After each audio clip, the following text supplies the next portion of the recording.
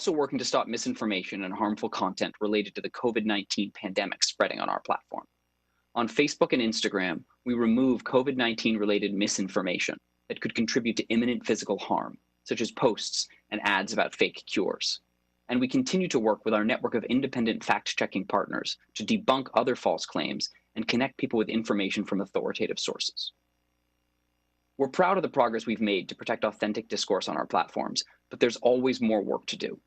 We're up against determined adversaries and will never be perfect, but we are fully committed to the vital work to stop bad actors and give people a voice.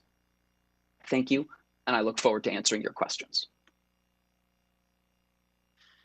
Thank you, Mr. Glacier. Mr. Pickles, you're up. Chairman Schiff, members of the committee, thank you for the opportunity to appear before you today.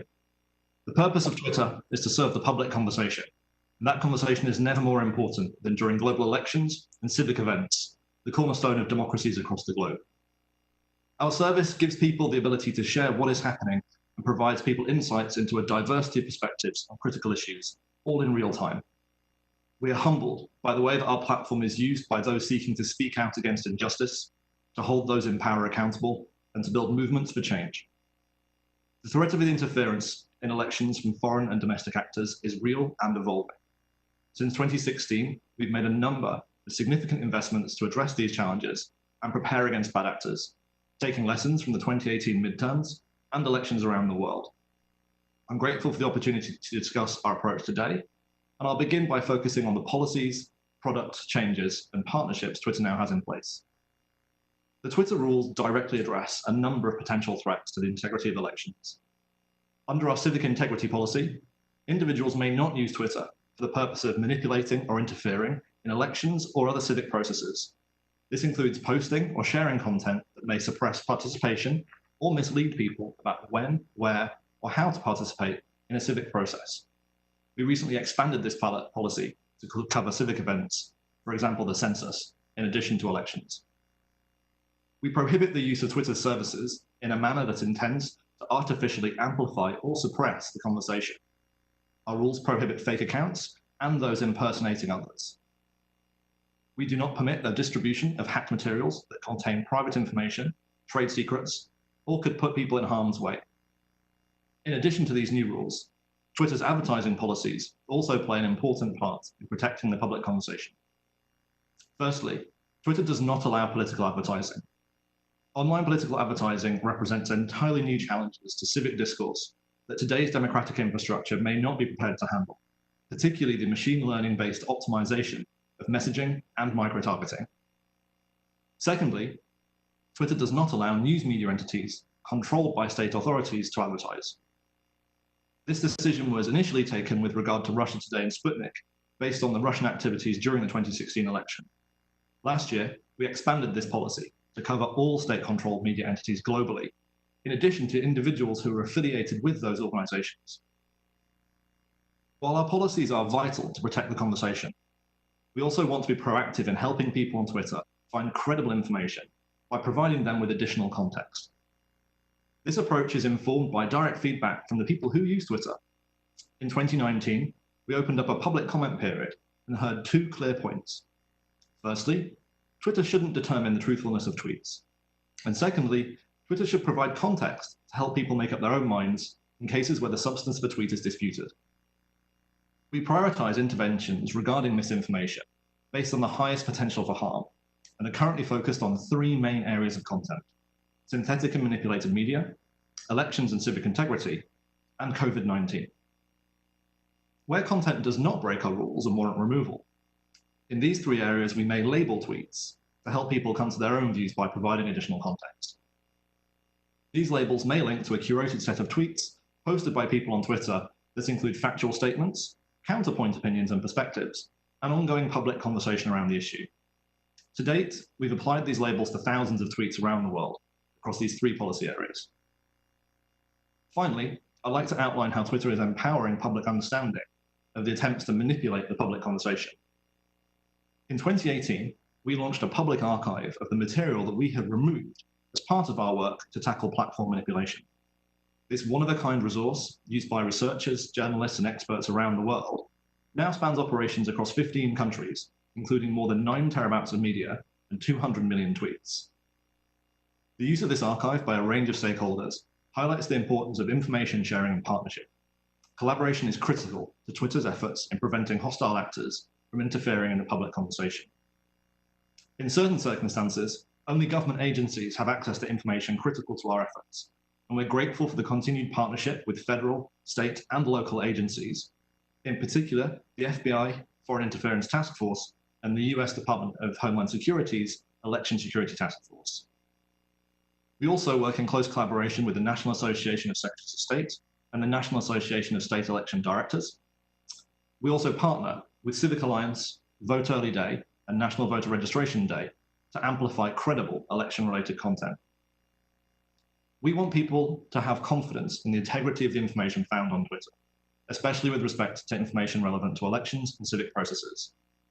We know that the threats and challenges are evolving, and we continue to invest in our efforts to address these threats posed by hostile actors and foster an environment conducive to healthy, meaningful conversations. We look forward to working with the committee on this vital issue. Thank you, Mr. Pickles. Mr. Salgado, you are now recognized for your opening statement. Chairman Schiff and members of the committee, thank you for inviting me to testify today to provide an update on Google's efforts to protect election integrity and prevent platform abuse. My name is Richard Salgado. I am the Director of Law Enforcement and Information Security at Google. Google created its search engine in 1998 with a mission to organize the world's information and make it universally accessible and useful. As we cope with a global pandemic and are once again reminded of the injustices that continue to exist in our society, our role in helping people access high-quality information is more important than ever. Today, I'll be focusing on 3 main areas. First, our efforts to combat election-related interference. Second, how we are empowering people with authoritative information. And third, how we are improving transparency and accountability in advertising. I'll start by highlighting our continued investigative and preventive work to combat election-related interference. As we previously reported to the committee, our investigation into the 2016 elections found relatively little violative foreign government activity on our platform. Entering the 2018 midterms, we continued to improve our ability to detect and prevent election-related threats and engage in information sharing with others in the private sector and the government. While we saw limited misconduct linked to state-sponsored activity in the 2018 midterms, we continue to keep the public informed. We recently launched a quarterly bulletin to provide additional information about our findings concerning coordinated influence operations. This joins other public reporting across products as we shed light on what it is that we're seeing. Looking ahead to the November elections, we know that COVID-19 pandemic, widespread protests, and other significant events can provide fodder for nation-state-sponsored disinformation campaigns. We remain steadfast in our commitment to protect our users. Second, we have continued to improve the integrity of our products. Our approach is built on a framework of 3 strategies: making quality count in our ranking systems, giving users more context, and counteracting malicious actors. In search, ranking algorithms are an important tool in our fight against disinformation. Ranking elevates information that our algorithms determine is the most authoritative above information that may be less reliable. Similarly, our work on YouTube focuses on identifying and removing content that violates our policies and elevating authoritative content when users search for breaking news. At the same time, we find and limit the spread of borderline content that comes close but just stops short of violating our policies. The work to protect Google products and our users is no small job, but it's important. We invest heavily in automated tools to tackle a broad set of malicious behaviors and in people who review content and help improve these tools. We applied many of these strategies in response to the COVID-19 pandemic and developed new ways to connect users to authoritative government information. Similarly, We work to remove misinformation that poses harm to people and undermines efforts to reduce infection rates.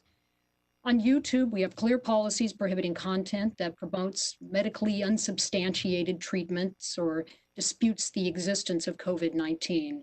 We also reduce recommendations of borderline content. Third, Google has made election advertising far more transparent. We now require advertisers purchasing U.S. election ads to verify who they are and disclose who paid for the ad in the ad itself. We launched a transparency report with a searchable ad library as well. Micro-targeting of election ads was never allowed on Google systems, but targeting of election ads in the US is now further limited to general geographic location, age, gender, and context where the ad would appear. This aligns with long-established practices in media such as TV, radio, and print.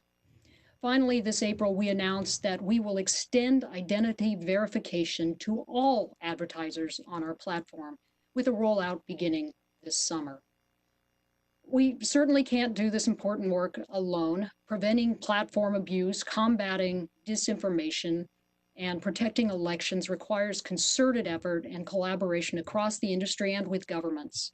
We will continue to do our part, seek to improve and correct our mistakes and learn from them along the way in order to better protect the collective digital ecosystem. Thank you for the opportunity to discuss these issues. Well, thank you to all of our witnesses for your statements. We'll now begin the question period, and I'll recognize myself to begin the questioning. And Mr. Salgado, if I could begin with a question for you, and let me just frame it this way. You know, I think the conventional wisdom among observers of the tech sector, people in academia, and others, is that Google is probably the least transparent of the major technology companies. You know, contrasting, for example, Twitter's establishment of a database to make available to researchers and the public what it finds in terms of inauthentic activity on its platform. There is no such equivalence in terms of disclosures by Google. Are you contemplating a change in terms of making data available to the public and researchers that would facilitate analyses of foreign or even domestic efforts at inauthentic content? And how do you respond to the criticism that Google has essentially adopted a strategy of keeping its head down and avoiding attention to its platform while others draw heat? Well, I certainly hope that's not the perception. If it is, it's a misperception, Mr. Chairman. We've been very transparent, particularly on YouTube. We've got a transparency report that actually details quite a bit about the actions that are taken on videos, lots of statistics there that may be useful for public policymakers and the public and researchers as well, including on comments, not just on the videos. We have launched a bulletin that will be published quarterly that goes into influence operations that we've seen. We released a set just a few weeks ago, I believe it is. So the transparency into that is important to us. The information sharing is important to us. And we've certainly engaged in the debate with public policymakers and the public on these important issues.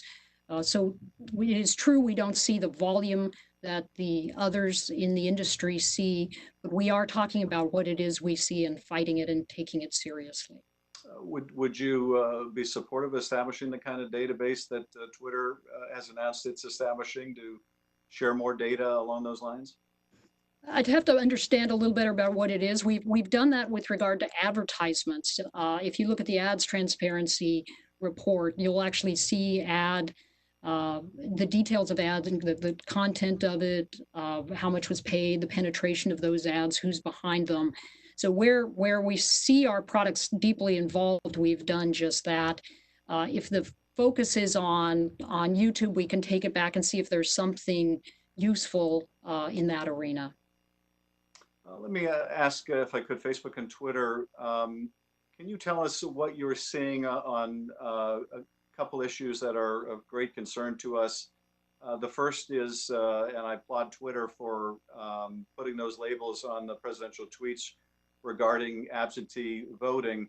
But I'm concerned that foreign powers may be amplifying that misinformation about whether voting by absentee is a safe or secure way to vote.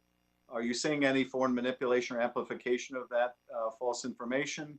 And likewise, are you seeing yet efforts by foreign powers to exploit divisions as they did in 2016 around Black Lives Matter or now regarding the pandemic? Thank you, Mr. Chairman. In terms of both of those issues, I can begin by reassuring the committee that we haven't found evidence of concerted platform manipulation by foreign actors in either of those areas. Where you're absolutely right to draw the connection is we have seen a change in tactics.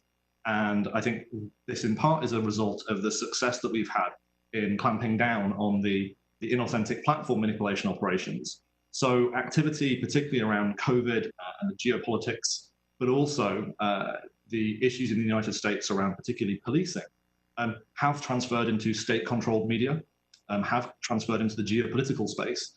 And so we are seeing the public use of Twitter. Accounts that use Twitter are visible to anybody with or without an account.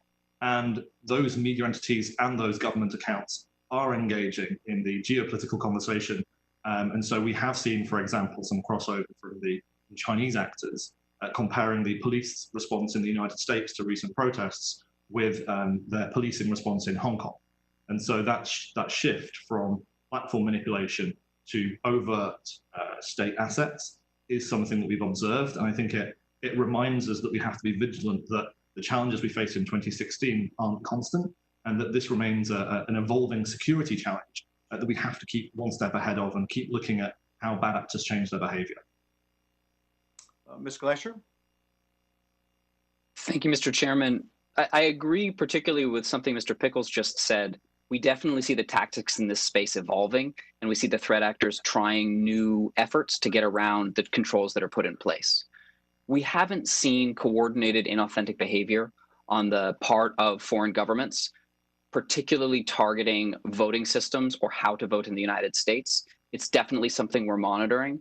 One of the most important tools in this context is ensuring that people do have accurate information about how to vote and how to vote safely. Part of the reason we launched our Voting Information Center and announced it yesterday, part of the reason why we announced it yesterday actually feeds directly into our security strategy. Providing that accurate information is one of the best ways to mitigate those types of threats. You also asked Congressman about coordinated inauthentic behavior engaging with the protests. What I would say is we've seen some cases of fraudsters and spammers trying to make money off of public debate around the protests, even going so far as trying to sell non-existent t-shirts to attendees or to people who might be attending. We've seen people trying to run financially motivated scams. We have not seen foreign actors engage in coordinated inauthentic behavior around the protests yet, and we have teams that are proactively hunting for that so that if we do find it, we could announce it publicly, people would be aware of it, and we'd share that information here with the committee and with our partners in industry and in government. Thank you. Jim Himes.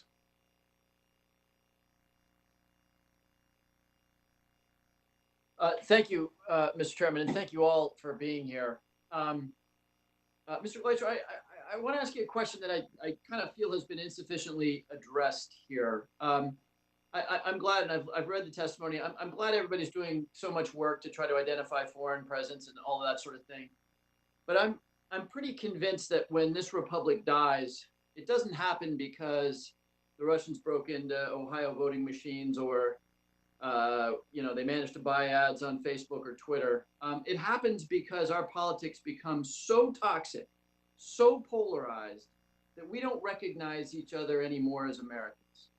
And there is a foreign nexus here because all it takes if every single American household is full of toxic, explosive gas, as I think it is today, all it takes is a match from Russia or from Iran or from North Korea or from China to set off a conflagration. So, Mr. Gleischer, I read the Wall Street Journal article about the work that has happened inside Facebook, and I was very troubled by the apparent unwillingness of Facebook to, in a very public and specific way, come to terms with the notion that its algorithm, which is really what worries me in terms of the security of this country, that its algorithm promotes polarization, division, and anger. You keep using the word community and authentic. I hear it over and over again. Those are value neutral words. There is nothing good or bad about authenticity or good or bad about community. I'm old enough, the 1984 Olympics were held in Sarajevo, right? In 1984, Sarajevo was Muslims and Bosnians and Croats and coming all together, and it was wonderful. And then Slobodan Milosevic in the 1990s injected some authenticity, some anti-Muslim bias on the part of the Serbs, created new communities, murderous Serbian nationalists, and created new communities. Those are value neutral words. So, Mr. Gleicher, the real threat to me feels like Facebook's underlying business model and algorithm, which promotes engagement, but engagement means it's like me driving a highway and watching a car crash. I can't not look at it. So that is what scares me most. And I've got 2 minutes and 20 seconds. So, Mr. Gleicher, I really want to understand what Facebook is specifically doing. And to some extent, this pertains a little bit, I think, to Twitter and YouTube, et cetera. But what is Facebook doing to not be the Slobodan Milosevic of the destruction of the American Republic? Congressman, understanding how to ensure not just authentic, but positive and collaborative public debate is absolutely critical. I completely agree. What we've found is that people who are on our platforms, users, they don't want to see clickbait. They don't want to see the type of divisive content that you're describing. If we were to show only that, users actually wouldn't want to engage and they wouldn't come back. That's why we downrank content that is qualifies as clickbait. That's why we take steps, for example, not to recommend groups that are repeatedly sharing information that crosses certain lines. That's why we have refocused the public debate around our platform, and when we think about the algorithm in particular, to content from friends and family, content that it centers around discussions and public conversations, not the type of divisive narratives that you're describing. Mr. Gleicher, I'm in politics, right? And in the political realm, and I'd like to see the facts behind the studies underlying the notion that people don't like divisiveness and that they don't like clickbait. I mean, clickbait is a thing because people like clickbait. But I'm in politics, right? And I know that there's a difference that when I walk into a room full of people who think like I do and present nuances and complications and shades of gray, that's a pretty boring meeting and I'm a pretty boring guy. But when I walk into a room and I present things as good versus evil, as you know, the system is rigged against you, that is a energized room. And so what you're telling me in the political realm is just not resonating with me. And again, I get it. You guys want excitement. That's what draws me to Facebook. But I want to understand specifically, and I understand this probably means less profit, but specifically, what is Facebook going to do to be more constructive? Your word. Congressman, the interesting distinction, the important distinction we've seen, people will certainly click on clickbait, I mean, hence the name and the intent. But in the long term, if they're looking for a community, if they're looking for a place they want to engage, they don't want that community to be rife with that. And that's why we've taken steps to adjust the way we're ranking content to ensure that we're not prioritizing and promoting that. And it directly aligns with having a community, having a platform that will persist and that users will want to use. Well, Mr. Gleicher, I'm out of time, but I'm going to continue this discussion because you're just not resonating with me. You know, look at the presidential candidates, and if the chairman will give me just 10 more seconds. Look at the presidential candidates. Look at the current president. Americans are drawn to people who are explosive and controversial and paint the world in terms of good and evil and black and white. My friend John Delaney, who knows, who remembers John Delaney? Because he was constructive and thoughtful and moderate in his approach. So I end this conversation, Mr. Gleicher, more concerned than when I started, because you're telling me that people don't seek that kind of thing in politics, and that's just contrary to everything I observe in my own political life and in the political life of the country. So, Mr. Chairman, thank you for your forbearance, and I yield back. Thank you. Terry Sewell. Thank you, Mr. Chairman. I also want to thank our speakers and panelists today. We know from past disclosures that foreign actors have taken advantage of our platforms to spread misinformation, which only undermines our democratic discourse. Through your platforms, these actors can attempt to covertly influence or skew our national conversation towards chaos and confusion, and in fact, they've done so. It is therefore incumbent upon each of your companies to quickly expose foreign influence operations and to disable those before this misinformation spreads. You must take steps ahead of their sophisticated tactics, which are ever evolving as they gain a better understanding of what flames they can stow in order to sow more discord. We all saw that Twitter responded to the fact-check misleading information about mail-in voting tweeted by President Trump last month. Mr. Pickle, I represent America's voting rights district, the heart of which is my hometown of Selma, Alabama, and I'm in my Selma office today. We know that marchers bled, fought, and died for the rights of all Americans, especially African Americans, to vote in this country.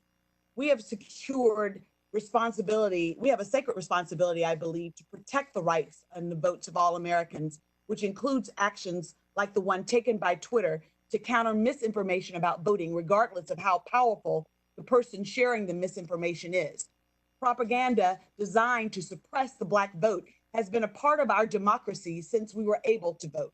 While it is not new, social media creates the potential for such voter suppression tactics and misinformation to spread even further. I therefore urge all of your companies to vigorously uphold your commitments to preempting misinformation, whether from a foreign or domestic source that could interfere with the voting process. My community has been the target of misleading information about voting for generations, always bearing the brunt when institutions like yours don't take responsibility to stop the spread of misinformation. Russian tactics to interfere in our elections, which we saw all too well in 2016, largely targeted Black Americans and other communities of color. Between the disparate impact of COVID-19 has had on the Black community and the growing racial tensions our country has over the murders of George Floyd and Breonna Taylor and so many others, the political landscape is fertile ground for foreign adversaries as well as domestic aggression to undermine genuine trust and confusion in this country. I'd like to submit, Mr. Chairman, for the record, 2 articles, one entitled Facebook, Twitter Suspend Russian-Linked Operations Targeting African Americans on Social Media from the Washington Post, and the other, Russian Election Meddling is Back via Ghana and Nigeria and in your feeds from CNN. Can I submit these for the record, sir? Without objection. I'd also like to enter into the record a report from Graphica called IRA in Ghana, Double Deceit. These articles tell us about a sophisticated cross-platform influence operation that targeted Black communities in the United States. The operation, which was exposed by CNN, Twitter, Facebook, Graphica, and Clemson University professors, was run from Ghana. And I'd like to ask a question of you, the representative from Twitter. Could you have found this efforts quicker? And if so, what could you have done to stop it even quicker? Well, thank you for raising these critical issues. And we, as you say, have taken on a number of campaigns in the 2016 midterms or 2018 midterms. We took action on around 6,000 tweets of voter suppression that were domestic in origin primarily. You're absolutely right to highlight the challenge here of moving as fast as possible. That's about investment. It's also about partnerships. And so as you highlighted there, industry working together, working with expert researchers and the work at Graphica, Camille Francois, Ben Nimmo doing incredible work that we saw this week in their report on secondary infection. So I think the answer is we need stronger partnerships. We need more information sharing, both with government and across industry. And since 2016, in both of those areas, we've made significant progress and are in a much stronger position today. Mr. Glacier, what would your platform would have done to spot these kinds of operations sooner, and what lessons were learned? And how are we to create barriers from more sophisticated actors? Thank you for the question, Congresswoman. What we saw, and one of the things I'm really proud of here, is that this was a network that our teams found, exposed, worked with our colleagues in industry and in journalism and elsewhere to make sure it was down and people were aware of it. One of the two things that we learned: first, this technique is actually not new. It's a callback to techniques that Russian actors have used for decades. We're seeing more and more they are returning to techniques from the 60s, 70s, and 80s in attempts to evade or get around the detection we've put in place. And we as a community have to be incredibly vigilant to that. One key thing we learned here was that the platforms are able to do a particular kind of investigation on our platforms, on the networks, and connectivity on the platforms. The CNN reporting in this context, where they were able to go on the ground and interview individuals, was an incredibly powerful complement to that work. And I think it reinforces how you need to have close ties between these communities to surface this information quickly, expose it, and get it down before it can have significant impact. Thank you, Mr. Chairman.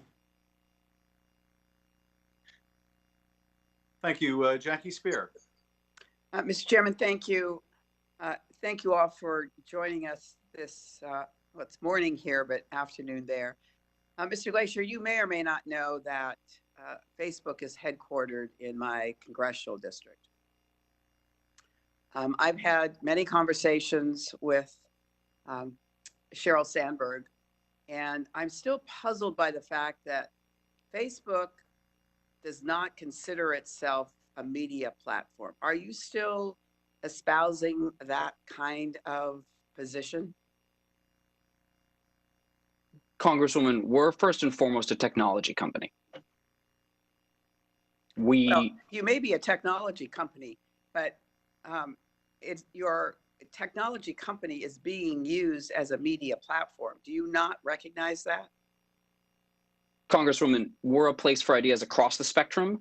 We know that there are people who use our platforms to engage, and in fact, that is the goal of the platforms, to encourage and enable people to discuss the key issues of the day and to talk to family and friends. How long, or maybe I should ask this, when there was a video of Speaker Pelosi that had been tampered with, slowed down to make her look like she was drunk, YouTube took it down almost immediately. What did Facebook do, and what went into your thinking to keep it up? Congresswoman, for a piece of content like that, we work with a network of third-party fact checkers, more than 60 third-party fact checkers around the world. If one of them determines that a piece of content like that is false, then we will downrank it, and we will put an interstitial on it so that anyone who would look at it would first see a label over it saying that there's additional information and that it's false. That's what we did in this context. When we downrank something like that, we see the shares of that video radically drop. But you won't take it down when you know it's false. Congresswoman, you're highlighting a really difficult balance, and we've talked about this amongst ourselves quite a bit. And what I would say is, if we simply take a piece of content like this down, it doesn't go away. It will exist elsewhere on the internet.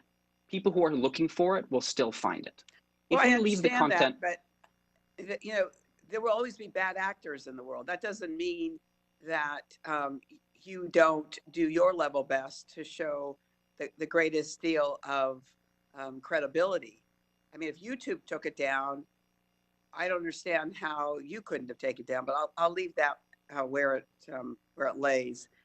You had said in your opening statements that you have taken down, I believe that's what you said, taken down some networks from Iran, from Russia, and you might have mentioned another country.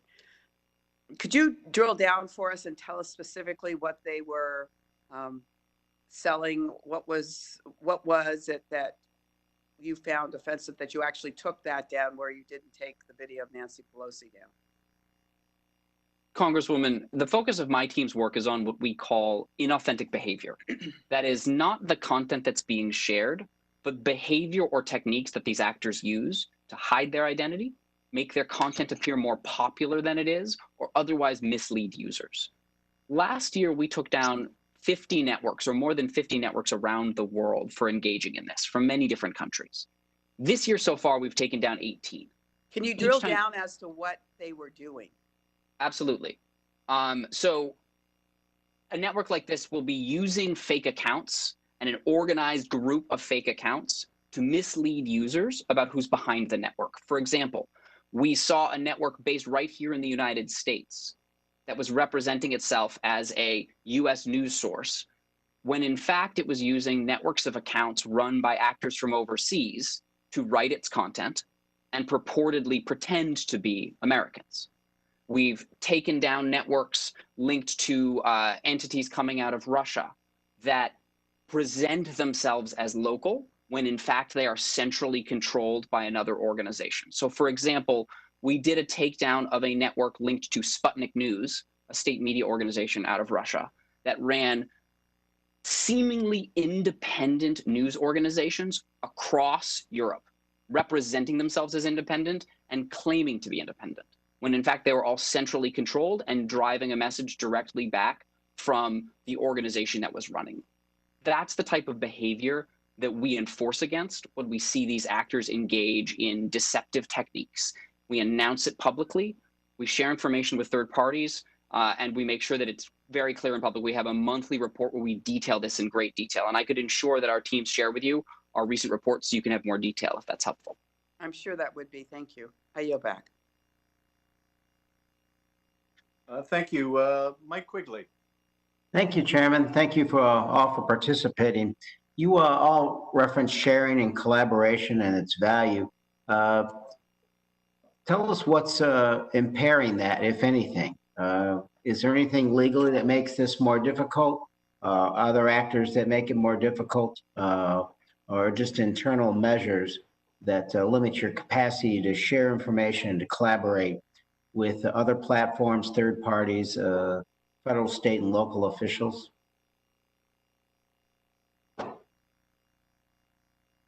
Anyone? I'm happy to offer some thoughts and then let colleagues chip in. Thank you, Congressman, for raising this important issue. The space that we work in is the tension between privacy and security often. So on the one hand, laws may compel us to not store data for longer than we need it. On the other hand, we may not know that information is relevant at the time that we remove the accounts. Information operations and actors who are trying to hide their behavior often use a variety of techniques, and while we focus on the social media end of the spectrum where you see the content, we often don't focus on the technical infrastructure that actors may use. So we don't have all the information straight away. So there's a tension there between removing content and then removing the data versus holding on to data in case we know something later that would actually enable us to say these accounts that we removed, at the time we didn't realize they were state linked, but now we think they are state linked. So that tension is definitely one. And secondly, as I referenced in my opening statement, the more government can declassify information. I think one of the striking things from Graphica's report, Secondary Infection, was there were 300 platforms used. And while the larger platforms have invested significantly, there's also a responsibility on us to mentor and support our peers in industry based on our skills and expertise. And I think government being able to share more information publicly would enable more of those small companies who are often not part of these discussions firsthand to learn and take steps to protect themselves. So happy to let others weigh in, but they would be two areas I'd highlight. Congressman, I'd just add, I think in the last couple of years, particularly among industry and with our partners in government, our ability to share information has gotten much, much better. We've had a number of cases where we've gotten tips from, for example, the FBI that has helped us take rapid action. Two things that are worth considering. I think there have been some questions about transparency and sharing data about these takedowns publicly. That type of sharing information publicly, we think is really important because it helps people understand what's happening. The legal framework around what you can share and what you should share is not as clear as it could be right now. And I think that raises questions for all the platforms. How do we ensure that the public is aware of what's happening and researchers are aware of what's happening in a way that they can dig in without impacting the privacy of innocent users who could get swept up in it? That's an area where I think it could be particularly valuable. But at the same time, as Mr. Pickles noted, the information that we're sharing here often is very sensitive and it needs to be handled very carefully. So I don't think we're ever going to remove the tension here. But I do think that some clarity would help us be able to share faster, share more with the public, and share more with our partners. Richard? Thank you. I think the biggest struggle we've had on the information front was referred to by Mr. Pickles already, which is the quite understandable but formidable difficulty that the intelligence community has in sharing classified information with the companies.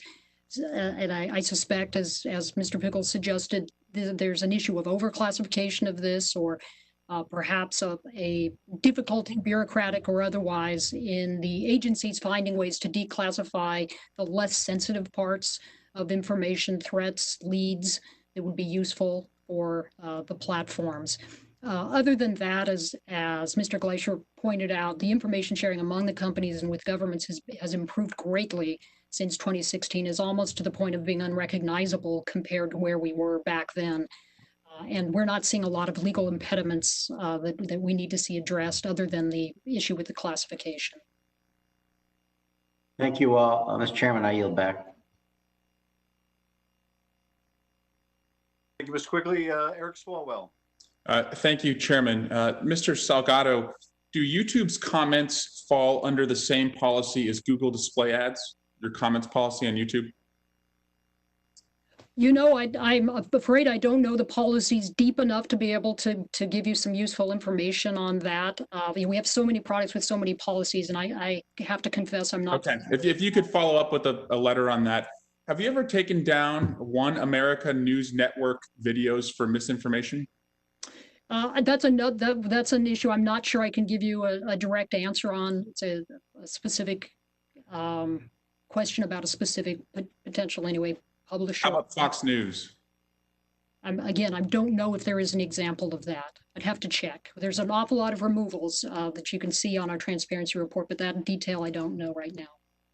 You know, the New York Times, Mr. Salgado, recently reported that conspiracy news site Epoch has spent, Epoch has spent $1 million on ads with YouTube. Does that sound accurate? I don't know the figure. I understand they may be an advertiser, yeah. And according to Social Blade, a website that estimates the revenues that content creators get paid by YouTube to make their content, RT, OANN, One News Network, and Epoch are earning collectively up to $2 million in revenue this year. Does that seem accurate to you? You know, I need to check with the team to be able to come up with real figures that I can testify to and help you. Well, could you walk me through how a creator like One America News Network, which has been, I think, called out by most credible news agencies as propagating Russian materials, how could they get paid by Google when it creates a video that people watch? Can you just explain how they would actually make money in addition to running ads? Well, there are of course two different products that you're talking about here. One is an offering where you can advertise, you can pay to have your advertise appear on the blog posts or websites of other publishers. And then there's the ability to actually monetize the content you upload, for example, to YouTube. There are policies, as you referred to earlier on both of those, around who can advertise and what can be advertised. And then there are also policies on what sort of content are we willing to actually run advertisements on. So there are will Google have a policy for vaccine misinformation on YouTube? There will be policies that address on ads in particular, ads that can cause public health damage, deceptive ads. There's a range of policies. They're actually all publicly available and can be looked at by anybody, including the advertisers. And can I just do a little round robin here? And this is an unclassified briefing, but I do want to know, how recently have any of you met with the FBI about misinformation? Again, I don't want any details about the case, about the country, just when was the last time you had a conversation about something you saw? I'll start with Mr. Salgado. These are routine conversations. I won't say that they're necessarily weekly, but it starts to approach the conversational cadence that we have. I'm fine to be open about this. There's nothing classified about it. They tend to be largely with the local field office out here in California. With sometimes they're ad hoc, and we also have a regular cadence of meetings. But it's actually rather routine at this point. Thank you. Mr. Pickles? Just to echo that, our engagement with the FBI is incredibly regular, whether it be phone calls or emails. We have formal meetings as well on a monthly basis, but the dialogue is as needed. So actually, if the FBI has concerns about a specific tweet, specific issue, we'll have real-time dialogue. We're not going to wait for sort of meeting dates in the calendar. And Mr. Gleischer, just before I go to you, I ask because this committee has worked to pass legislation that would essentially put a duty to report on social media companies if they see foreign interference on their platform, and that has not become law yet. It's not been passed in the Senate. But could you just tell us about your interactions with the FBI when you see misinformation? Certainly, Congressman. As Mr. Pickles and Mr. Salgado mentioned, we actually have a periodic monthly meeting with FBI and DHS and government partners that we all participate in. That is at a strategic level, so we can talk about the threats that we're seeing. We can all make sure that we're sort of aligned and working together as effectively as possible.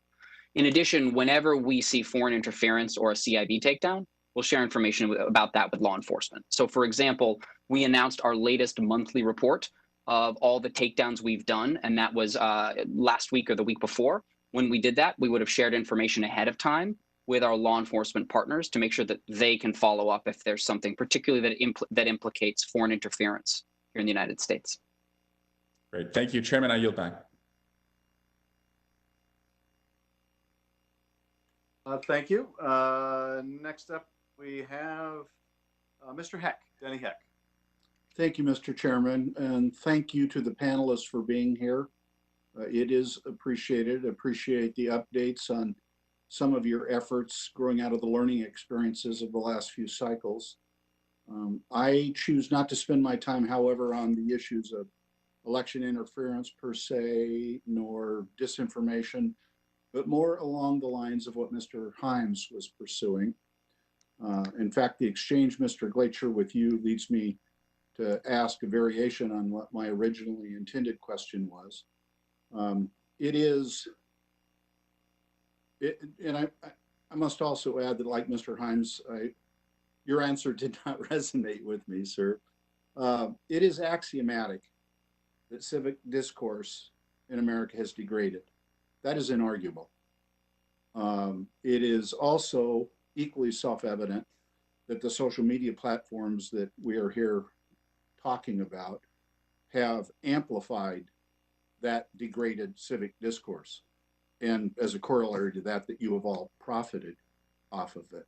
So I want to ask you again, do you not accept any responsibility for this? And if you don't, for the love of God, tell me your logic for not accepting any responsibility. I mean, let me say just a couple things before I give you your shot.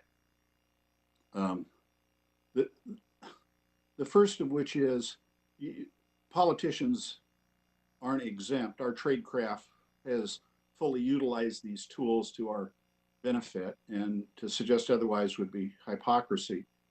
But it reminds me of a little bit of if somebody had a bullhorn to amplify their communication, and they walked up next to you and they put it right in your ear and they kept using it until you got deaf. For you to not accept responsibility as the bullhorn maker, to me, seems a bit of a stretch of product liability immunity. The fact is, civic discourse is degraded.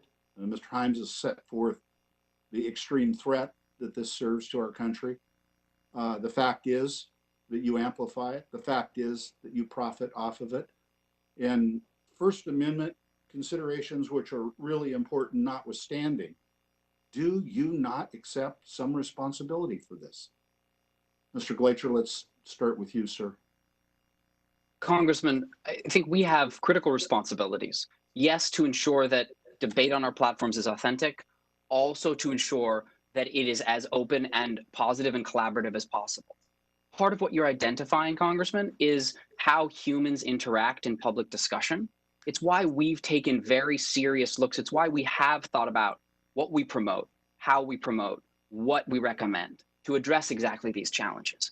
I do also think that the rise of social media platforms, the rise of the internet, has led to voices being heard at volumes that have never happened before. And the most difficult challenge here is how to peel these two apart. How do you mitigate some of the challenges you're describing? And I agree, these are essential challenges that we're all grappling with, without also undermining the incredible profusion of new voices we've heard in public debate. We've looked at and we've done a number of changes to attempt to tackle this. I would never suggest that we can solve this problem alone. I think part of this is how humans engage, and the platforms have an opportunity and a responsibility to do everything we can to encourage and enable the best discussion, but I'd never suggest that we can solve this problem, Congressman. Well, I'm reminded of what Dr. King said. The moral arc of the universe bends toward justice. In this case, the moral arc of social media platforms isn't bending toward justice fast enough. Look, there isn't a person on this call that hasn't been told 1,000 times by their staff, stop reading the comments. And they ask us to stop reading the comments because they are so unbelievably uncivil and personal. It's character assassination and demonization. And it manifests itself in this polarization, the exhibit A, for which is there are no members of the minority party sitting in on this. So polarized has our political culture become. The fact is, it is toxic. The fact is, it is a threat. The fact is, you are the bullhorn manufacturer. And the fact is, you're not moving fast enough. Thank you, Mr. Chairman. I yield back. Thank you, Mr. Heck. Mr. Krishnamurthy, Raja Krishnamurthy. Hello, Mr. Chairman, can you hear me? Yes, we can hear you. Okay, great. Thank you so much. I just want to direct a couple questions first to Mr. Pickles. Back when the protests were going on in Minneapolis, the president put out a now infamous tweet calling the protesters thugs and making a reference to an infamous quotation that, quote unquote, when the looting starts, the shooting starts. And I thought that you at Twitter took the right approach in putting a label on that particular post. Can you tell us a little bit about why you did that? Happy to, Congressman. This is a policy that we launched last year. We announced that in situations where public figures who are verified on Twitter, who make a statement that we have deemed break our rules, but we feel the preservation of that tweet allows essential public scrutiny, essential public debate, then we would strike a balance to, rather than remove the content, which we fear would stop that debate, is to allow the content to remain on Twitter. We stop you for 1 second. Sorry, why did you say it breaks your rules? So in the case of this specific tweet, we actually add this in the label. We felt this tweet violated our rules on the glorification of violence. And when we apply that label, we actually stop people retweeting it as well. So to the previous comment about engagement, we preserve it for discussion, but we don't allow further engagement. So let me direct my next question to Mr. Gleicher of Facebook. I cannot for the life of me understand why you folks allowed that post to stay up for as long as you did and not issue any kind of similar comment or put any similar label on that post as Twitter did. And I'd like you to have a chance to respond to why you don't think that that was glorification of violence or that it was proper material for a post on your site. Congressman, thank you for the question. I personally found that post to be abhorrent, and I know that that view is widely shared. My team doesn't make direct content decisions, but what I can tell you is that, as Mark has made very clear, we frame our approach in this space anchored in freedom of expression and respect for the democratic process. It's But really how critical. does that show respect for anything? I mean, the reason why you reacted the way you did and called it abhorrent is that it completely eviscerates civil discourse. Now, let me ask you another question. What if the Internet Research Agency took that post and put, I don't know, 1 million bots on it and just decided to say to everyone in the United States and put $1 billion behind that post in sponsored ads, but when the looting starts, the shooting starts. So go start shooting. What would you do in that instance? Congressman, we have policies around content and we have policies around behavior. Any activity that uses fake accounts to amplify something would come down. What if What if there was no fake account? What if it was just it was an authentic account from the Russian Federation? Even let's just say it was a state actor, okay, who they did not do anything to modify the post that Donald Trump put up, but just put money in sponsored ads behind that post and said, "We are the Russian Federation. See what your own president is telling you to do." What would you do in that instance? Congressman, given the hypothetical there, it's a little hard to say, but what I can tell you is we have particular policies around ads. You mentioned ads as an example. Just yesterday, we began blocking ads from state media, including from Russia, coming into the United States ahead of the election. So for example, if we're talking about a state media agency from Russia, they wouldn't be able to do that. They wouldn't be able to run ads into the United States. Okay, what if it's a private actor? There's this thug in Russia who runs the IRA, and let's say I forgot his name, Denny Heck knows him well, but Yevgeny Peroshin, I think. But anyway, that guy, what if he just puts $1 billion behind it? It's not a state actor. Are you saying that you would prohibit him from doing that? Congressman, Prigozhin and his organizations, the Internet Research Agency, are banned from our platform. So we have enforcement on content, we have enforcement on behavior, and then we have enforcement on actors. And for organizations like the Internet Research Agency, given the history, given the activity they've engaged in, they have no place on Facebook. If they were to try to come back, as we've seen them do, we will identify that and remove it. So we would not permit that because of the organization it's coming from. I'll just close with this, which is that post was so abhorrent, as you said, not I did, that I find it abhorrent that you would have allowed that to stay up. And I see that Mr. Zuckerberg is dancing around this post, but this is exactly why people on our committee and others are so upset with Facebook right now. Thank you.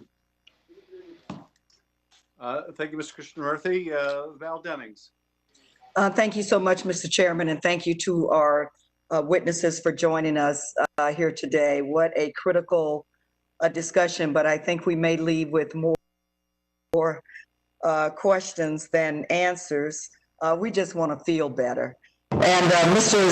Salgado, I'd just like to start with you. You said your mission statement in 1998, and don't get me wrong, we were really excited about this new platform, the way to communicate and connect and receive information was to organize the world's information and make it universally accessible and useful. You also indicated that the integrity of your product continues to improve. Could you just give me a few examples of how the integrity of your product has continued to improve, the integrity has continued to improve? And if you were rewriting that mission statement today, what would it say? What would you add or take away from it? Well, thank you for that question. I guess to the integrity of the products part, there are so many examples. I guess a good one to go to is the core product for Google that it's so known for, which is search, and the constant improvements in our algorithms to improve the results that you get when you go type in a search query. And making sure that the authoritative plus relevant information is what appears at the top. And we use algorithms to do it, but it's also informed through real people who check the results, make sure that things are coming out as you would expect and want for users, and we're able to adjust algorithms. And it is a constant tweaking of our algorithms to improve the search experience that people rely on. And we've been to give yourself a letter grade there. What would that letter grade be? From where you've come from 1998 till now. The way search is, it feels, I suppose expectations in 1998 are very different than they are in 2020. We've had Google around for so long and people just expect it to work, but it's amazing how fast it is. We have billions of hits, and yet your results are right there, like you're the only person using it. So when you think about that, I think we are in a solid A category, and I am not an easy grader. And it continues to improve. And adding different features to it. We know people obviously are very concerned about the COVID-19 pandemic. So in this search product, we have made it much easier for users to find good authoritative medical information, reliable for their queries on COVID-19.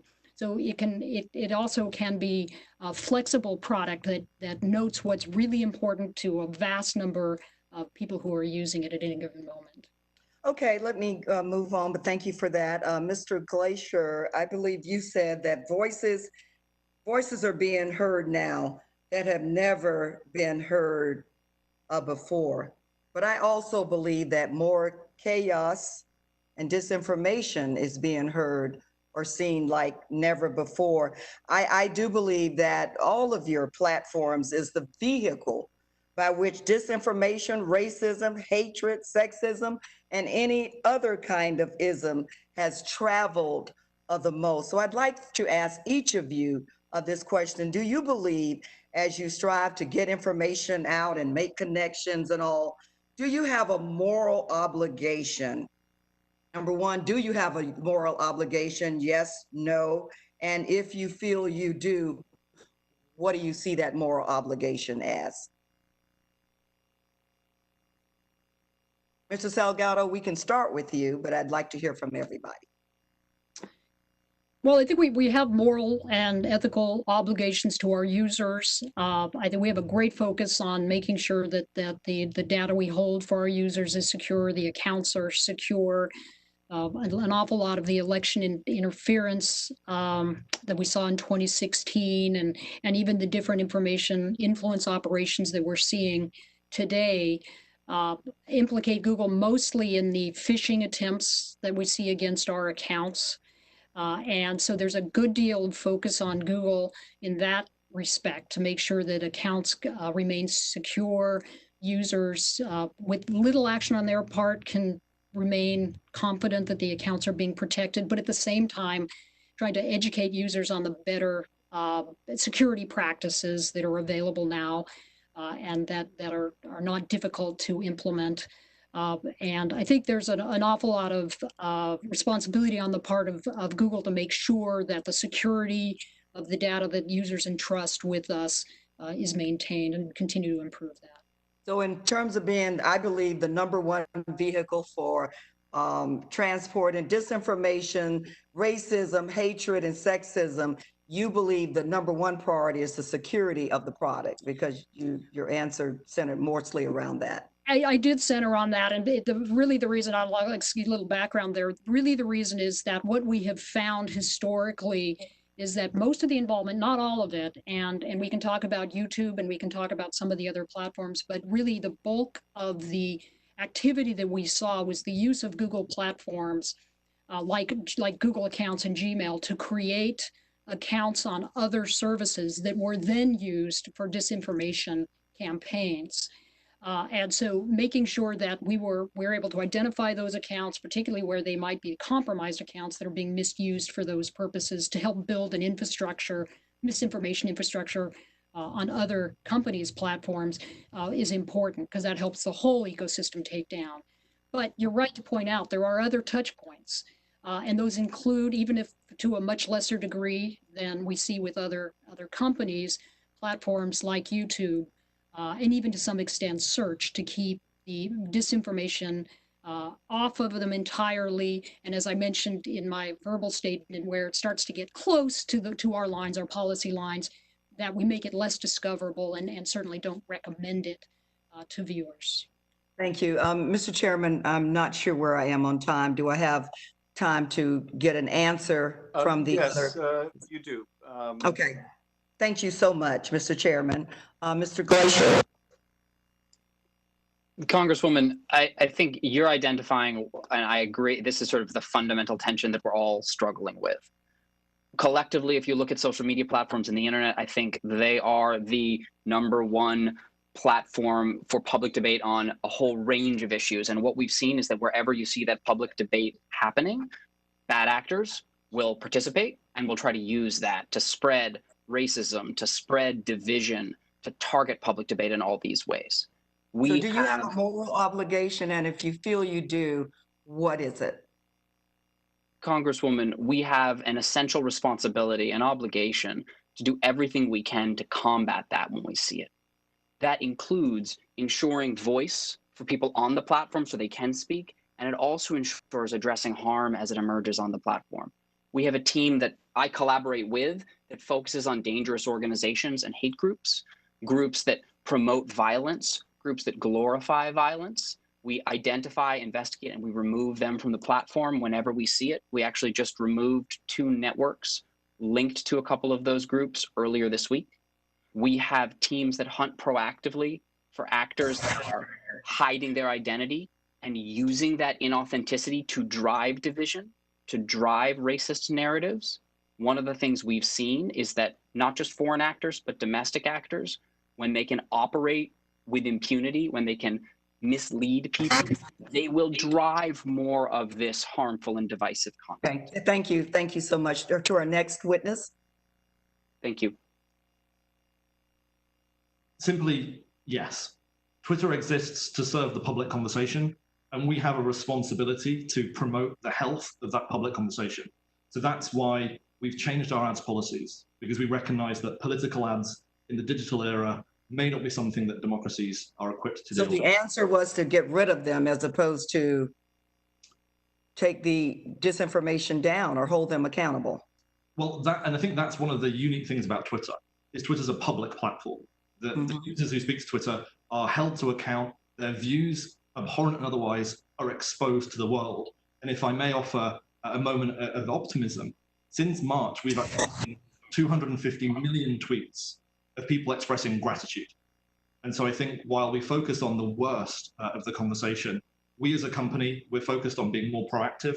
Half of the content we removed last year, we detected ourselves. We're focused on protecting the conversation through our policies. We're focused on transparency to inform people. And overall, that work is having a positive impact. But the value of Twitter to give people a voice and allow people to express gratitude in these difficult times, we think is still an incredibly important part of the public conversation. Mr. Chairman, thank you so much for your indulgence. Thank you all. You bet. Peter Welch. Thank you very much. You know, one of the questions I think that really is of the focus of this is what Mr. Himes brought up, and that is what is happening to public debate and public discourse. And we're in a situation now where nobody is prohibited from asserting whatever facts they want. The president is able to say things that are really quite terrible to many of us. In truth, it's just been a casualty of the whole public debate, and it is a toxic influence on democracy.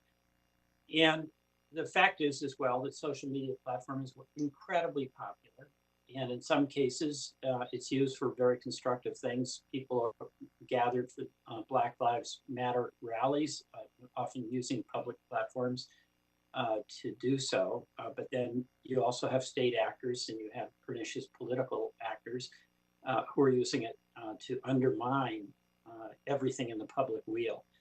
So each of your companies is trying to deal with that.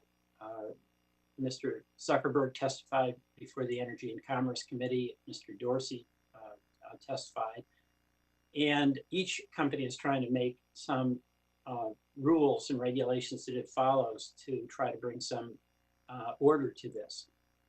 But at a certain point, the question isn't what each individual company does or each executive does. It's whether there are laws that impose obligations.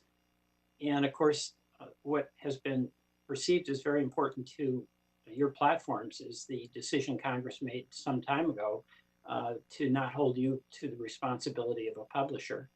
Our publishers of regular newspapers do have to exercise editorial judgment. And you do, but you're not legally obligated to. I want to ask each of you what recommendations you would make for legal changes that would impose some obligations on each of your platforms that are similar to the obligation that publisher has about content.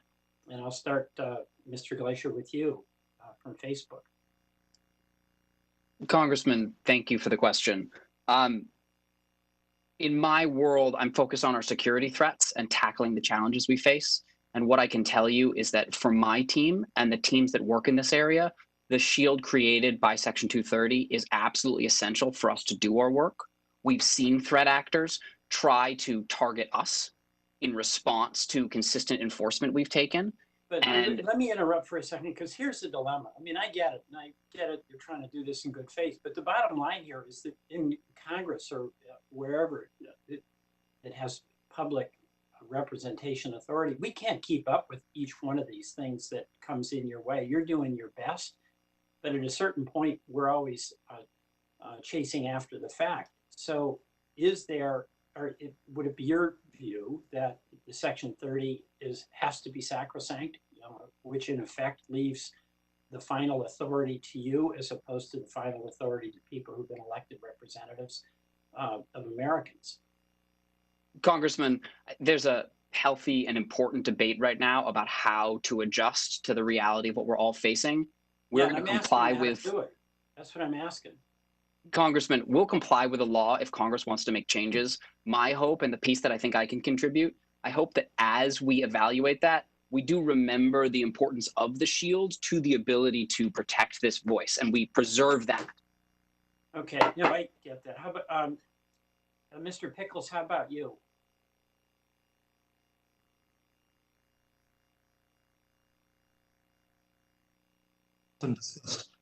Firstly, let me start by saying this isn't just something that protects the companies before you today.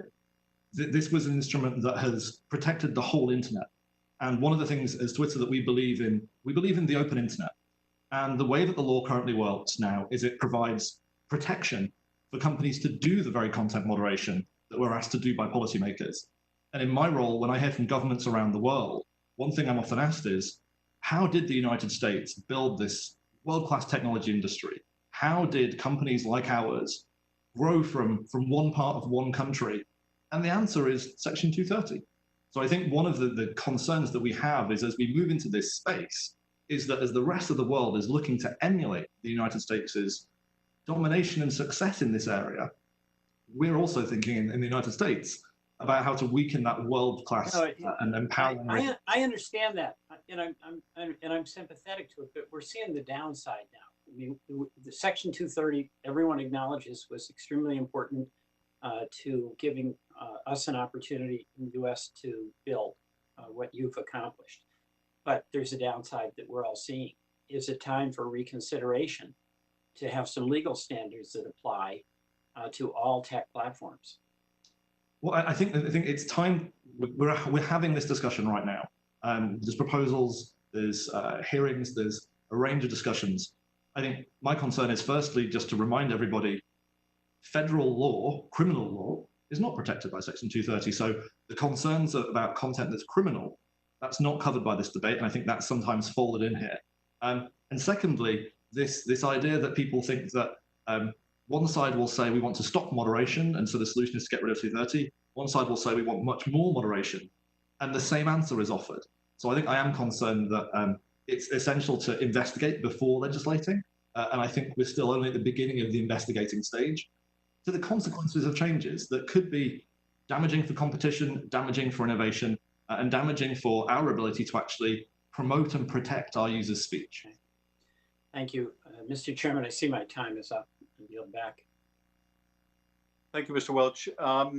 I have a couple questions I want to follow up on, and then I thought I would ask my colleagues if they have any short follow-up questions as well. It's interesting, in 2017, the last time we had representatives of your companies in, and I think it was then your general counsels, it wasn't until the second round of questioning that we got to the issue of social responsibility and how the function of the algorithms might be serving to divide the public.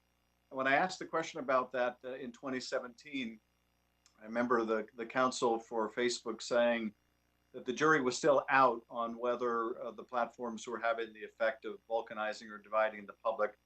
I don't know whether the jury was still out even then, but the jury, I think, has certainly come back since then. And it's reflected in the degree to which you've gotten questions about that issue. And so let me follow up with a question of my own on that subject. Mr. Gleischer, can you describe for us, because your algorithms are so opaque to the public, to what degree your algorithms prioritize amplification on the basis of engagement or attention, as opposed to factoring or prioritizing things like friends or family or even truth and accuracy? So to what degree do your algorithms currently amplify on the basis of attention and engagement? And has that changed since this problem became apparent? Has that prioritization in your algorithm been downgraded to be less of a priority? Congressman, I can say, and I know that we have made a number of changes to the prioritization to address this type of risk. Unfortunately, my role isn't focused in our algorithms and our algorithmic work, so I can't speak to detail on it. I'd be happy to have the team who can give you a more accurate answer follow up. I want to make sure we get you the most accurate response. Well, I would appreciate it if you could follow up with me in writing, but can you even answer the more basic question? Does your algorithm still give the first priority among any other, higher than any other, to amplification based on engagement and attention? Congressman, our algorithm prioritizes a range of different factors, not any one single one, certainly not a single factor like attention or engagement. But as I said, I can have the team follow up with specific detail on that. No, I realize that there are obviously lots of factors in your algorithm, but is that the number one factor? Are you able to tell us that? Congressman, let me follow up with the detail on that. Okay. Last question I wanted to ask before I see if my colleagues have any follow-up questions is how do you assess your working relationship with the FBI, with the IC, their willingness and ability to share information with you, and your ability to share information with them or with each other when it comes to foreign interference on your platforms? Congressman, the collaboration within industry and with government is much, much better than it was in 2016. I think we have found the FBI, for example, to be forward-leaning and ready to share information with us when they see it. We share information with them whenever we see indications of foreign interference targeting our election. The best case study for this was the 2018 midterms, where you saw industry, government, and civil society all come together, sharing information to tackle these threats. We had a case on literally the eve of the vote where the FBI gave us a tip about a network of accounts where they identified subtle links to Russian actors. We were able to investigate those and take action on them within a matter of hours. I do think the points that Mr. Pickles and Mr. Salgado raised earlier about classification are important. And it's not necessarily, it is in fact, we don't necessarily need all of the classified details. In fact, there wouldn't be a good way for us to consume that. But to downgrade some of the information so that we can act on it quickly, that is a really important value. And I know it's something that our partners in government are working on. Any other comments from your colleagues?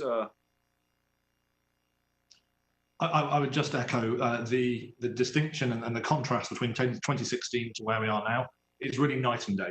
The partnerships are built on incredibly strong personal relationships. As we were discussing earlier, the dialogue is regular, is deep, is valuable, and that's true of our industry peers. and it's true of government. So just to express our gratitude for everyone who's working across the, particularly those in the FBI and DHS who are working on these issues. That collaboration is critical to our success, and their hard work and our investment really do, they're a force multiplier. So we're grateful for that continued collaboration. Thank you. I would add only that I agree with everything that's been said, and I would add only that we have been able to be very nimble in shifting when we've needed to in the information sharing when COVID-19 sprung. And we recognize that there's a whole new attack surface now that we've got to deal with. We were able to pivot immediately. Not that we had all the information or all the answers, but we were able to immediately start focusing attention, asking the right question, engaging with the government, which was very receptive to this topic.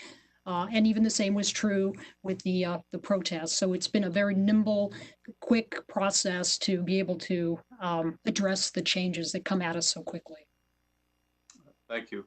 Mr. Himes, any follow-up questions?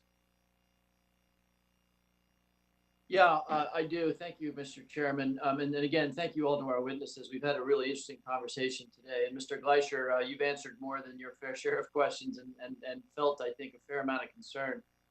Let me acknowledge up front that I think a lot of these issues are really hard. I tend to be kind of a First Amendment absolutist. I really don't want Facebook telling me what's true and what's not true, mainly because most statements are some combination of both. I'm not quite sure how I come out on 230, and I get that these are really hard issues. But to me, I keep coming back to the algorithm.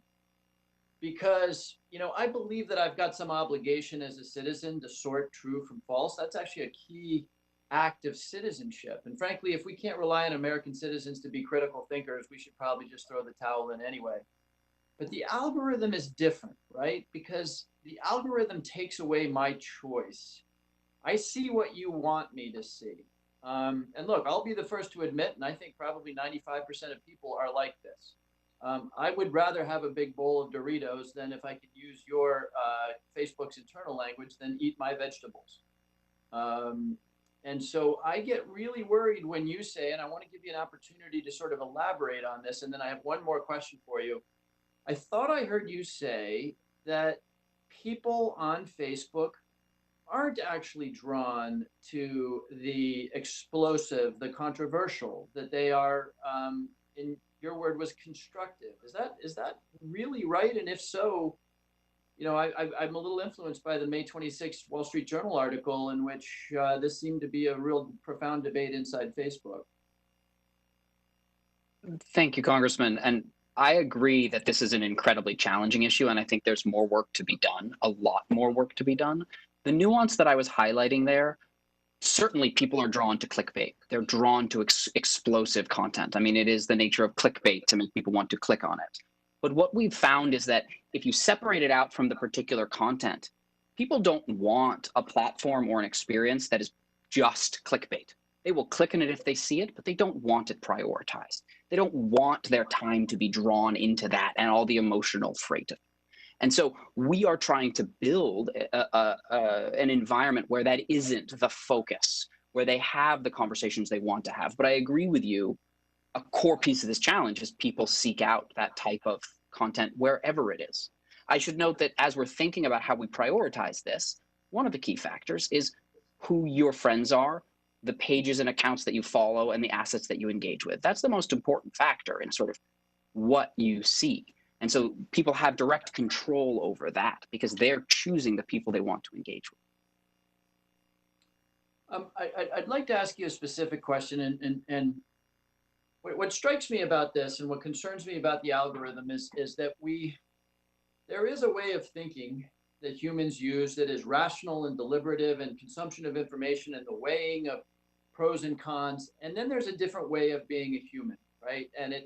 And that is emotional and anger and tribal. And I think those are different parts of our brain. And I do think that in a rational, analytical environment, First Amendment absolutism is justifiable. But I'm profoundly concerned about, as the chairman said, an opaque algorithm that may lead to the churning up of the sediment of this anger and emotion and tribalism. So my question to you is, can we address this starting with one of the things that is usually a good place to start, which is transparency? Would Facebook be willing to make not just the attributes of the algorithm publicly available, but the effects of the algorithm? Quite frankly, I'd like to know how I behave on Facebook. I don't track it all that well, but late at night, do I look at nasty political stuff? I think transparency would be good. So how open is Facebook to sharing with the public what the actual algorithm looks like and what more importantly, the behavioral outcomes of the algorithm? Because if you can show me data that suggests that people look at Facebook and they expose themselves to new ideas and critical thinking, wow, I'm going to be happy. But if the facts and the data show that people go into very dark places, I have a very different response. Congressman, transparency is important here. I think one of the challenges is, of course, the algorithms we're talking about, the decision-making process we're talking about is incredibly complex. Showing that information in a way that is consumable and meaningful is extremely important because it's very easy to jump to conclusions. Two things that I would offer. The first is, when thinking about sort of thin slicing, the way humans make these very quick decisions, one of the most important pieces is whether they have context in order to make the assessments they're trying to make. And one of the challenges with the internet, not just social media, but the internet generally, is that it's historically been a context stripper. And so one of the things we're focused on is how do we provide more context to users so that they can make those assessments, whether it's on content that's rated false by our fact checkers, state-controlled media entities, and others. We're exploring other ways to be more transparent, and I'd be happy to talk more about that. One piece of research that's interesting, there's a team at Harvard and elsewhere, Yochai Benkler and some others, who've done some really interesting research on polarization and the impact of it, both in social media and traditional media, and had some pretty interesting conclusions, including that for certain people, it actually broadens and sort of pierces bubbles, and for others, it reifies them. That kind of research is incredibly valuable here, and I'd be happy to talk more about that. Thank you, Mr. Gleischer. I'll follow up and yield back my time. Thank you. Jackie Spear, do you have any follow-up questions? I do, Mr. Chairman. Thank you. And thank you all again for being here. This is a complicated issue, and we're all struggling to make sure it's fair. Let me just point out one thing before I ask my question. To the point that you all are media outlets. A Pew Research Center found that 44% of Americans use Twitter, Facebook, and Instagram as sources of information for the 2016 presidential campaign. And among people surveyed ages 18 to 29, 35% use social media as their primary source of political news. So you can understand why we are concerned that what is put on your platforms are in fact factual. I want to point out that all of you are men on this at this hearing, and there was a recent study that looked at the 2020 Democratic Party presidential primaries. The study's entitled hashtag She Persisted, Women, Politics, and Power in the New Media World. And the analysis of the 2020 primary showed that female candidates are attacked more often than male candidates by fake news accounts, and interviews with female politicians around the world suggest the same phenomenon. For early in the Democratic presidential primary, social media narratives of female candidates were mostly negative and mostly about their character. For example, the top narrative about Kamala Harris was that she was not authentically progressive, American, or Black. The top narrative about Warren was that she lied about her ethnic heritage. Attacks of women tend to fall in three buckets: untrustworthy, emotional, or dumb. Within these themes are a high volume of sexualized content, memes, graphics, or accusations of women sleeping their way to the top. So this is pretty toxic. And I can tell you personally that I endure a whole lot of that on the platforms. Pretty disgusting stuff. So all three of you are men. I want to know how you are going to address this issue in the 2020 election. Mr. Leisher, why don't we start with you? Thank you, Congresswoman. I would say I have seen as well the increased targeting of women, particularly online, and the way in which they can get brigaded, the way in which prominent women experience this. We have teams focused on coordinated harassment and how we can tackle them. One of the things that my team focuses on in particular is cases where we see individuals singled out using either networks of fake accounts or networks of deceptive behavior. How many women do you amplify. have in your team? Congresswoman, right now, I think about 50% of my team is either ethnically diverse or women. Well, how many are women? It's about 30% of my team. All right, go ahead. One of the things that I've found, and it applies to women, it applies to the minority communities as well. The actors who target using these inauthentic techniques target minority communities. They target people they believe they can victimize.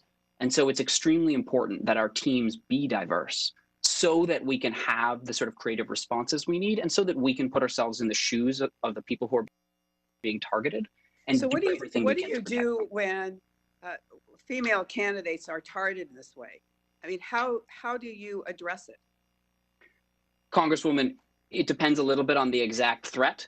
We are building tools that allow first people to mute or not have to see some of these threads. But that is coming from the individual, not from you.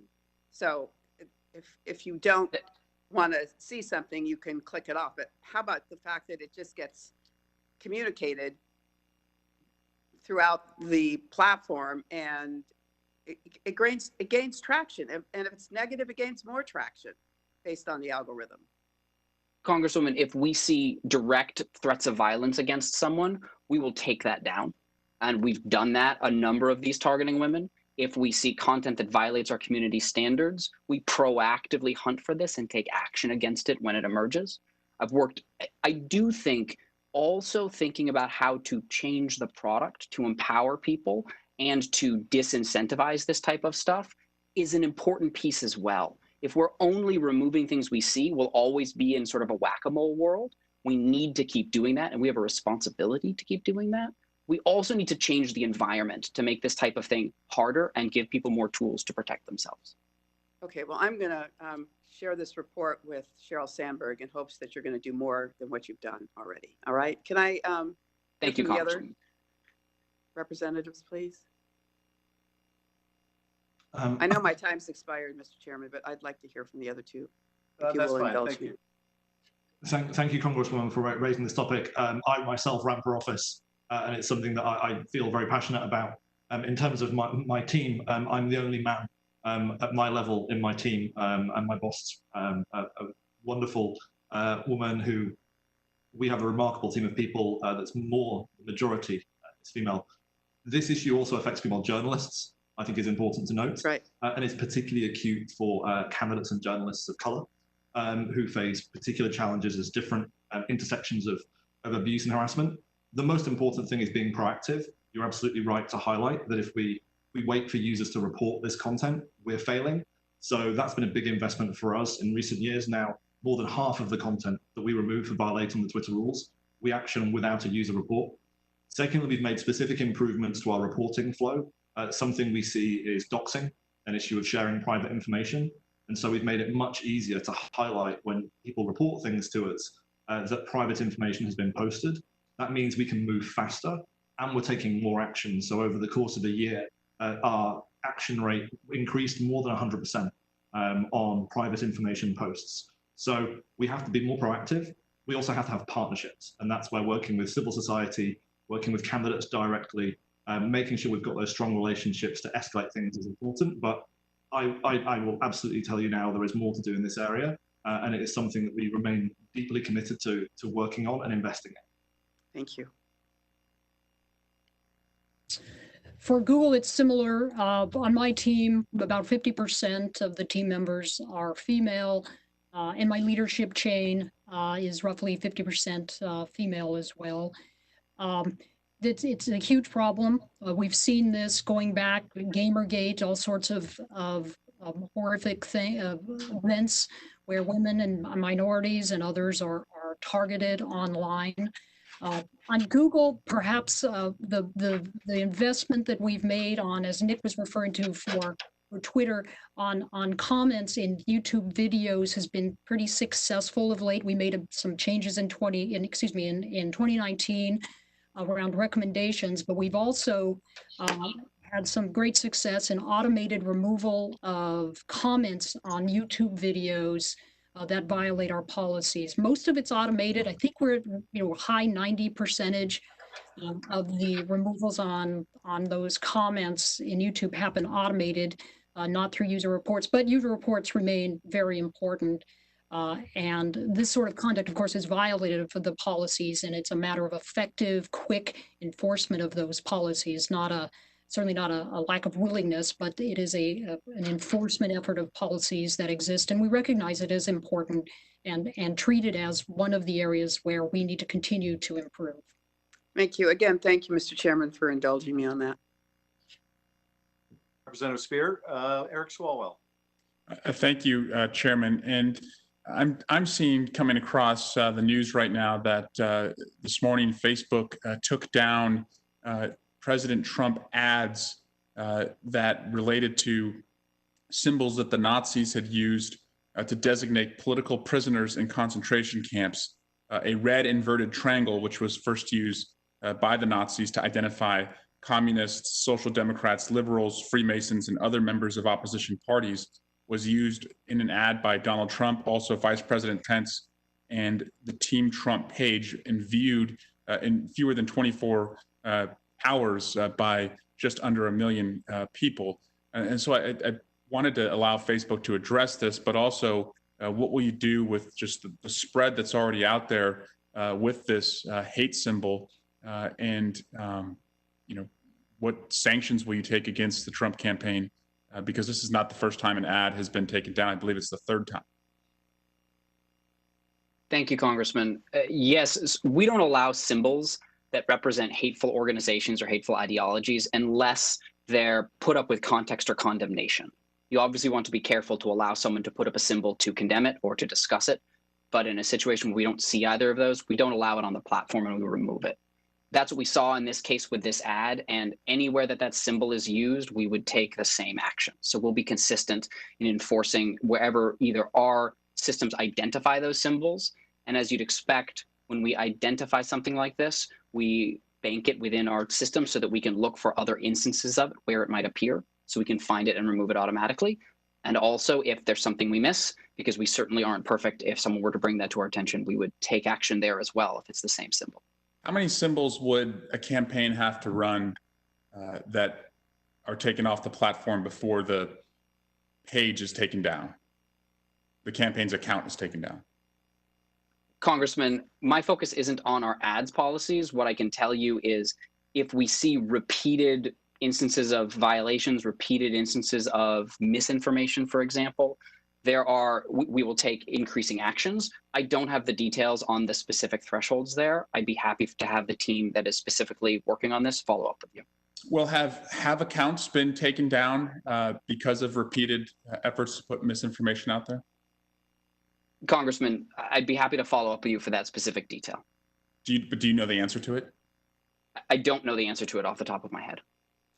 Now, one of my fears is that in addition to the misinformation we see right now, that one of the most perilous times is going to be between Election Day and Inauguration Day. And I think the president, with his rhetoric in characterizing mail-in ballots as fraudulent and implying that undocumented Americans will be voting in the election, I believe that if the result does not go the way he wants, he is seeding what will be frivolous lawsuits and assaults on the election. And my fear is that all three of your platforms will be used not only by the president, but by outside meddlers to try and amplify discord and confusion in our country. And I just want to get a pledge from each of you as to what will you do if that is indeed the case, that we have a president who does not accept the result and is seeking to have, or is welcoming or not condemning outside interference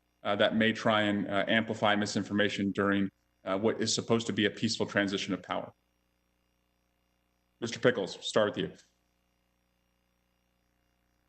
Well, there's two very important things. Firstly, our rules are global and our rules apply at all times.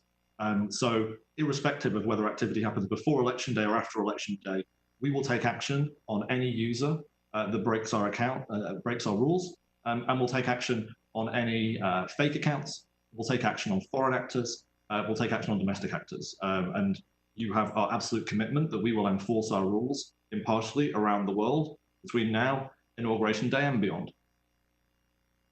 Thank you. Mr. Salgado? Same is true with Google. We're committed to enforcing our policies. We will continue to improve those policies and the enforcement, but the commitment to do so remains. Thank you. Mr. Gleischer? Congressman, we will continue to enforce our policies consistently around the world and at any time. I would add, I think you highlight a really important point. We have teams that are running red team exercises and threat ideations within the company and with colleagues outside the company to ask when are the periods of greatest risk, what are the most likely threats? And we've always known that the period after the election is a critical one. There are some particular characteristics with this election, given that we expect an increase, for example, in vote by mail ballots. That's important so that people can engage in a time like this. It takes time to count vote by mail ballots. So there may be periods of uncertainty after the election when work will be especially critical. So what I would say is we are focused on the time after the election, with just as much laser focus as the time immediately before. Well, I'm afraid a storm is coming, and we really need you all to be ready. And with that, Chairman, I'll yield back. Thank you, Mr. Swalwell. We have two last questioners, Mr. Heck and then Mr. Welch. Thank you, Mr. Chairman. Well, insofar as Mr. Himes seems to have preemptively channeled 100% of my thoughts, I'll forego my second round, except to express my appreciation again to the panelists for their presence today. Thank you very much, one and all. Thank you, Mr. Heck. Mr. Welch, would you like the last question? Along with Mr. Heck, thank you all for an excellent hearing. I very much appreciate it. Thank you, Peter. And this will then conclude our hearing today. I want to join in thanking our witnesses for appearing before the committee and testifying under these extraordinary circumstances. We will follow up with you with respect to questions that you took back with you to make sure that we can complete the record. But once again, my thanks to all of you for your participation today, and thanks to the members and staff as well. And with that, we are adjourned. Thank you, Mr. Chairman.